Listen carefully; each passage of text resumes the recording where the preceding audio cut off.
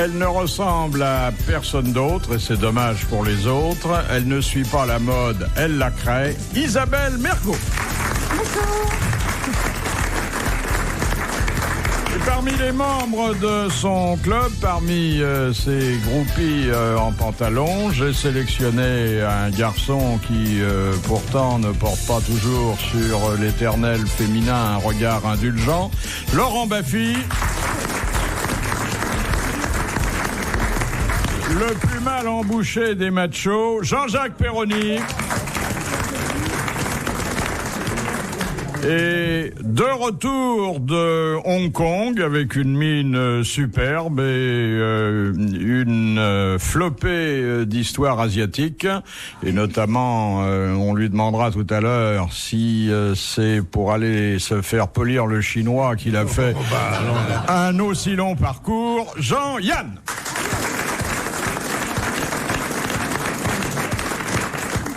Non, c'est un déplacement professionnel, bien sûr. C'est un déplacement professionnel, mais rien n'empêche de porter un regard curieux sur les autochtones. Et alors, ça, il paraît que ça marche moins bien qu'il y a 2 ou 3 ans. Ah non, moi je dirais pas ça. Je dirais que depuis que les Anglais ont quitté Hong Kong, ça n'a jamais été aussi anglais. Ah oui.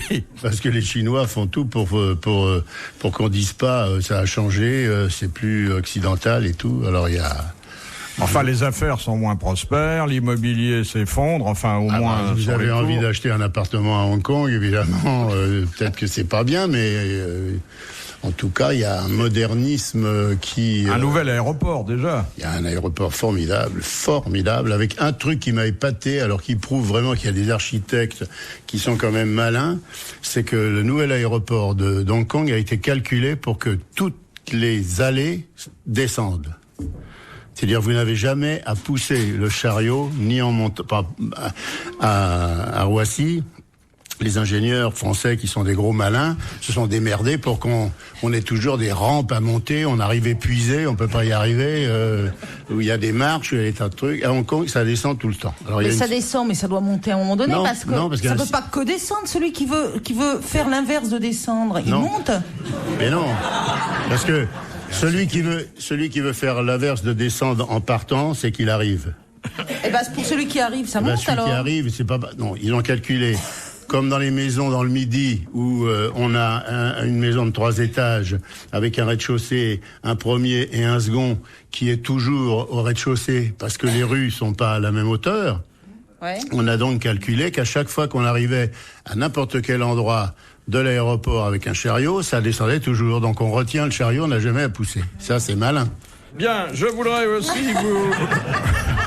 Faudrait... Monsieur, si vous avez des gros bagages et tout, c'est chiant de toujours pousser. Ouais, mais d'un autre côté, de retenir un chariot, moi quand je vais chez Leclerc et que je l'ai bien, et que mon caddie, je l'ai bien. Chacun a les déplacements qu'il mérite. Je vais te dire. Pour retenir un chariot plein, d'accord, il y a un petit frein, mais de temps en temps, moi j'ai toujours le chariot qui déconne et qui a pas de frein, ou qui a les roues qui vont tout de suite à gauche ou à droite. Il y a une poignée qu'on tient comme ça, quand ça va trop vite, on lâche la poignée, ça freine le chariot. Pas au Leclerc où je vais, il n'y a pas de poignée. Eh ben moi, je vais dire et quand il est trop chargé par tous les boîtes et les boîtes pour le chien et les litières pour chat, ça fait quand même assez. Il y a déjà 2 choses. C'est qu'en Chine, les chiens, on n'en rachète pas à bouffer, on les mange. Donc déjà, c'est une supériorité qu'on a dans les supermarchés. Et dans le Leclerc de Hong Kong, j'ai pas eu le temps d'y aller, mais la prochaine fois, je vais vérifier. Oui, mais moi, ce que je veux dire, c'est que, d'accord, pousser un chariot, c'est pas marrant. Mais retenir un chariot plein, c'est pas marrant non plus. C'est pas qu'il nous frime avec Hong Kong et tout, hein. Moi aussi, je baroude. Je vais chez Leclerc à Aubervilliers, je suis désolé, mais... Mais faut faire gaffe, il faut les moi, retenir. Personnellement, je suis allé assez souvent chez Leclerc, et très honnêtement, j'ai vu surtout à Aubervilliers, j'ai vu plus de Chinois qu'à Hong Kong. Hein. Ah oui. Philippe Bouvard sur RTL, 4h, 4h30, les grosses têtes dans la nuit des temps. Question de Madame Collat. Aux États-Unis, quelle est la production agricole qui occupe la 4e place après le maïs, le soja et le blé? La marijuana. La marijuana. Bonne réponse de Jean-Jacques Perroni. 100 000 exploitants quand même. Hein. Eh oui. Petite exploitation sur les balcons, sur les terrasses à New York et tout, mais ça s'accumule. À propos, et je n'insisterai pas sur l'association d'idées, il semble que Madame Paula Jones va abandonner ses poursuites contre Clinton moyennant $1 million. Pour une gâterie refusée, c'est un joli tarif quand même. Hein. Ouais, mais pour se faire refaire les dents avec ce prix-là. $1 million pour ne pas aller plus loin. Ça laisse rêveur. Vous vous rendez compte ce que vous avez économisé, Philippe? Oui. C'est dur tout ce qu'on dit sur Clinton, pauvre garçon. Il y a l'avion Force One de la présidence qui se pose sur l'aéroport de Washington avec tout l'entourage de Clinton. Et le pilote dit... Mesdames et messieurs, nous allons nous poser sur l'aéroport de Washington. Nous vous prions d'attacher vos ceintures et de remettre les sièges dans la position verticale. Monsieur le Président, s'il vous plaît, voulez-vous rattacher votre ceinture et remettre l'hôtesse dans la position verticale?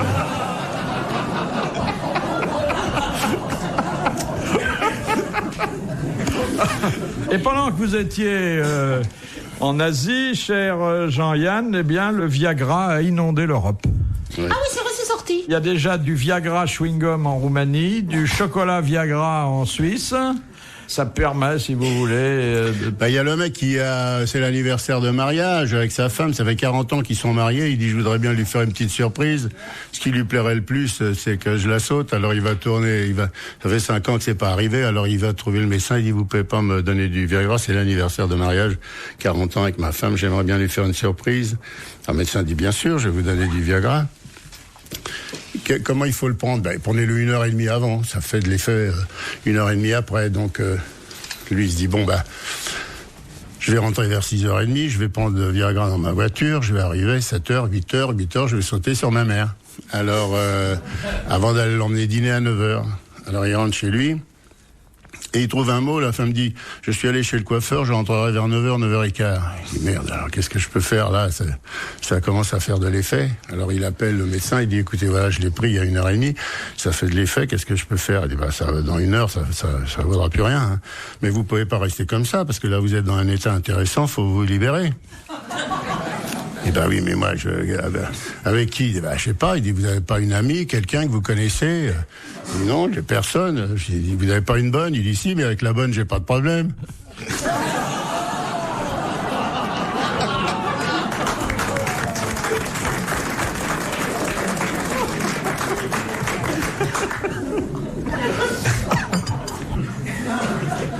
Pourquoi, à l'occasion de certains mariages en Afrique du Nord ou en Sicile, un des parents de la mariée égorge-t-il une volaille au moment de la consommation du mariage? Oh, pour faire croire qu'elle était vierge. Exactement. Bah oui. La volaille C'est-à-dire que qu'il y a du sang. Si la jeune fille n'est pas véritablement vierge, on sauve l'honneur de la famille en imprégnant les draps du sang du volatile. Oui, parce qu'il faut montrer les draps à la fenêtre le lendemain. Exactement. C'est pour ça qu'il y en a place Saint-Pierre. Pauvre volaille, c'est dégueulasse pour la pauvre. Mais pourquoi il se coupe pas le doigt ou un truc comme ça? Parce qu'il a autre chose à faire, le gars. En plus, c'est pas fiable cette histoire. Enfin, écoutez, moi je vous le livre comme on me l'a donné, et on en est d'autant plus certain. Quand on voit les plumes sur le drap, on doit bien se douter qu'il y a supercherie.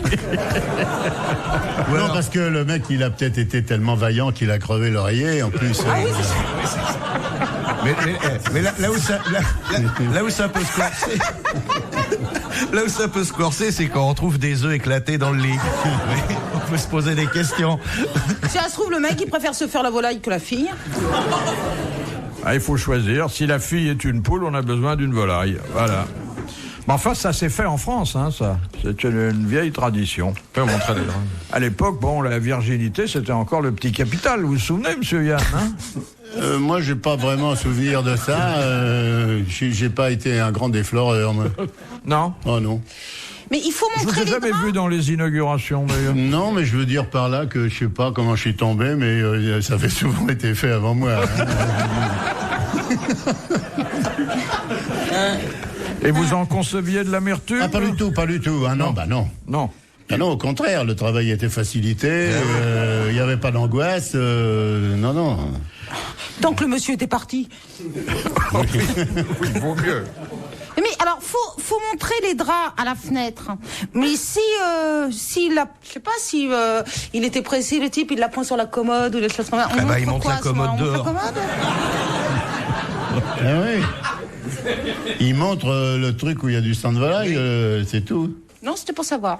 Si vous avez répondu à mes questions. Dans le plateau du petit déjeuner, là, ça justifie les coquilles d'œufs. Parce que tout le monde fait pas ça dans un lit, quoi. C'est ça que je... elle a envie d'en parler. Alors tu fais ça où, toi? Non, moi si, mais on a souvent entendu ici Macha Merrill, par exemple. Qui? Macha Merrill. C'est qui Macha Merrill? Macha Merrill. Oui. Tu vois qui c'est, Talfa Falégant? Oui, elle nous a raconté, c'est devenu un des morceaux de bravoure. C'est pas une cliente du plumard, Macha? Non, puis c'est dans le train, je crois. Dans le train. Dans le train. Dans les toilettes. La plupart du temps, à propos, il y a un type qui achète un conure. Un quoi? Un conure, c'est un petit perroquet qui parle, un petit perroquet d'Amérique du Sud. Il le ramène, il le met dans une cage. Et puis le petit perroquet, il dit sexe, sexe, sexe. Il bouffe plus, il s'étiole, il est mal. Alors il va chez le vétérinaire, il dit écoutez, j'ai un conure et il est triste, et puis il dit tout le temps sexe. Alors, le vétérinaire dit oui, il est frustré, il est abandonné, il faut trouver un compagnon. Achetez-lui un compagnon. Le mec va sur les quais, il dit est-ce que vous avez un conure? Le type dit c'est quoi? C'est un petit perroquet d'Amérique du Sud qui parle. Il dit j'ai pas ça. La seule chose qui ressemble, c'est j'ai un hibou là, si vous voulez. C'est à peu près la même taille, et puis il se tient debout. Alors il dit tant pis, je vais prendre le hibou. Alors il ramène le hibou, il le met dans la cage avec le conure. Le perroquet fait sexe, sexe. Et le hibou il fait ouh, ouh, ouh. Le conure il dit il est dans le cul comme d'habitude.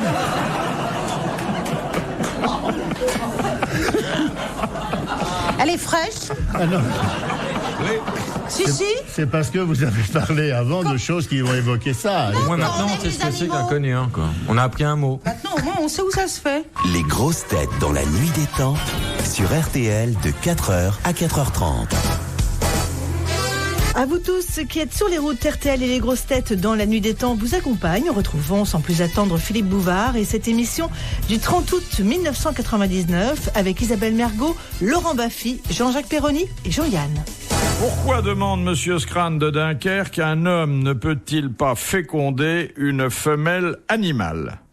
Parce qu'il n'est pas équipé pour ça. C'est un peu simplet, oui, comme réponse. Je vois ce qu'elle veut dire. Dans le canard, c'est on est serré, dans la vache, on est au large. C'est ça. C'est ça.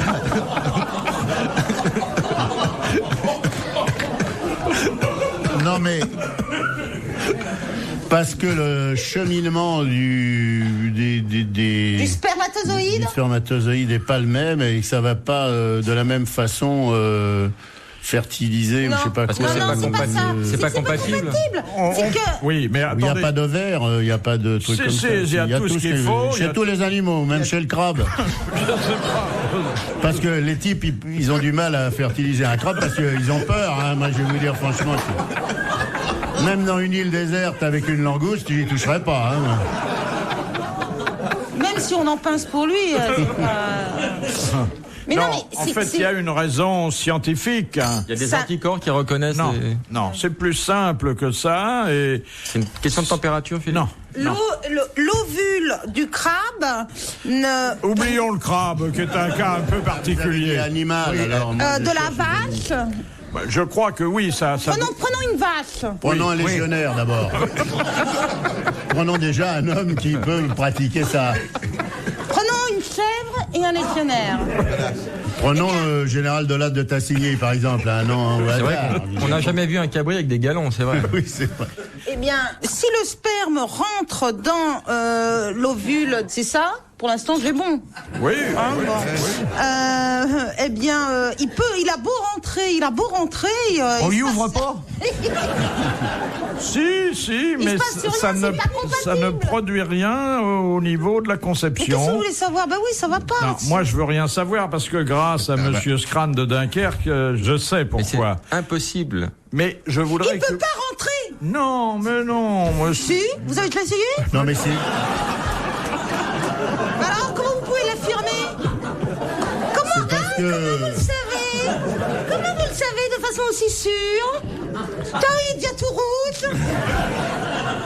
Je sais, parce que Monsieur Scran le dit, et parce que j'ai fait vérifier, qu'il y a une raison... Vous n'avez pas vérifié vous-même? C'est parce que Dame Nature a bien fait les choses et qu'on va pas commencer à faire des enfants à tous les zèbres, les chèvres... Et mais il n'y a pas que l'homme qui peut pas engrosser. Il y a aussi, par exemple, des animaux qui ne sont pas de la même race qui peuvent pas s'engrosser mutuellement. Si vous voulez, ça fera l'objet d'une autre question, ça. Là, nous sommes sur l'incompatibilité au niveau de la fécondation entre l'homme et l'animal. Et il y a une raison simple... Mais l'homme est en chaleur tout le temps, et l'animal, une fois par an. Non, une raison simple qu'on connaît depuis qu'on a découvert qu'il y avait à la base de la personnalité humaine ce qu'on appelle des chromosomes. Ah oui. Alors... Les chromosomes humains sont incompatibles avec les chromosomes des animaux? C'est pas le... L'animal n'a pas de chromosomes? Si, l'animal. L'animal ne peut pas aller se présenter devant le maire et le curé car il n'a pas d'état civil. C'est vrai que, à la rigueur, Donc, on peut concevoir un Pax. Un petit Pax entre le... Maintenant, quand le Pax sera voté, vous allez voir comment les vers de terre vont enfiler les éléphants, ça va être Là, je vous dis pas, là, on est bon, là. Alors, donc, il n'y a pas le même nombre de chromosomes et les chromosomes sont différents. Donc, il peut pas y avoir de fécondation. Voilà. Sauf des monstres. Il y a des naissances qu'on disait impossibles qui se sont réalisées dans certains zoos. Oui. Un gardien-chef à kangourou, c'était à la base pas envisageable. Vous avez lu ça dans le livre de poche? Oui. Question de Madame Martineau de Calais. Quel langage est employé en Asie pour traiter essentiellement des affaires commerciales? Les surmuels, le cantonais? Non, c'est un amalgame de chinois et d'anglais que les hommes d'affaires connaissent bien et qui ne sert d'ailleurs que dans le milieu des affaires. Le changlais? Non. Ah, c'est un mot comme ça qui désigne ça? C'est ça qu'il faut qu'on trouve? Oui. Oui, d'accord. C'est connu. Voilà. Ben, je croyais, oui. Si on n'a jamais été en Chine et qu'on fait pas d'affaires, on connaît quand même? Peu de chance, Peu de mais enfin chance, bon, quelquefois... C'est pas le mandarin. Moi, je suis allé souvent en Chine, mais j'ai rencontré des Chinois qui parlaient chinois ou anglais, mais jamais... ou les deux, une espèce de sabir bizarre, parce qu'ils parlaient mal anglais et que les Anglais parlaient mal chinois. C'est une espèce de sabir. Mais ça porte un nom qui commence par un P, d'ailleurs, un mot de 6 lettres, que je ne connaissais pas, d'ailleurs, avant alors, si vous connaissez qu'on pas, m'en moi, je informe, connais pas. mais bon, il n'y a pas de raison. Le pétard? Non. Moi, je connais, vous croyez ou pas? Alors là, Non. vraiment pas, hein. Vraiment C'est pas. une consonance chinoise? Pas tellement. Ça ressemble à un mot français existant déjà? Non. Ou ça ressemble à rien? Non, ça ressemble à rien. Mergot? Ça, c'est le type même des questions que les mecs peuvent inventer comme ils veulent. Hein. Ah non, attendez, on a fait vérifier, parce que je voulais pas me ridiculiser devant vous. Surtout vous qui arriviez de Hong Kong, bon... Écoutez, j'y suivais tous les ans et j'ai jamais entendu Commence par pou. d'anglais parler autre chose que l'anglais et les chinois parlent autre chose que le chinois, sauf, je vous dis, les gens qui parlent très mal les deux langues et qui baragouinent. Et moi, je parle l'itafran-portuglégnol, qui est un mélange de tout mal. Exemple, par exemple, une phrase. Je sais pas, je sais dire Suruj, Bedrouj en turc, je sais dire Shapkanun Karahunda Rabamnum Gazarim en arménien, qui veut dire j'irai rouler en voiture sur les bords de ton chapeau, ce qui est un machin qu'on a du mal à placer dans la conversation et qui est une expression arménienne, vous comprenez? Bon, c'est des trucs qu'on apprend comme ça, qu'on glane un peu partout, on les retient mieux que les fables de La Fontaine, mais je suis pas sûr que ça se dise en affaires tout le temps, quoi. Mais ça donne de bons résultats avec les autochtones? Ça donne de bons résultats quand vous rencontrez un Arménien, parce que si vous lui dites une phrase en arménien, il est content. Ouais. Il dit, on s'intéresse à ma langue. Surtout s'il a un chapeau. Moi, je sais chanter Mari Baba Gerbava, Imashter Kahou Bava, Damia Bay Badai Dagdada, Sanemeronima. En bulgare, mais je vais jamais en Bulgarie, mais quand j'ai rencontré Sylvie Vartan un jour, j'ai chanté ça, elle était pâté. Le pan de chou? Non, ça commence par un P, donc ça finit par un N. Il n'y a plus que 4 lettres à trouver entre la première et la dernière. Le pénal, le pénal. Si on avait une demi-heure, je vous donnerais les 6 pour que vous ne perdiez pas la fin. Le panquin. Le panquin. Ça se termine par 1. Ça se termine par 1. Oui, enfin prononcé in d'ailleurs. Hein. Alors on va dire le prine. Non. Le pantine, le pantine. Le pantine, le prétine. Non. Le pratine. Le pouetine. Le pudding. Le poutsine. Le pitting. Oui, je crois que là... Là, on a perdu 1000 balles parce que là, on est marron. Là. 1000 balles. Le podeline. Voilà. Eh bien, Madame Martineau a bien mérité les grosses têtes. Elle va recevoir la visite du facteur dans quelques jours et des applaudissements immédiatement. Car ce langage employé en Asie pour traiter essentiellement des affaires commerciales et industrielles, qui est un amalgame de chinois et d'anglais, c'est le pidgin. Vous connaissiez pas? Ah non. Pas du tout. Non. Vous allez à Hong Kong tous les ans?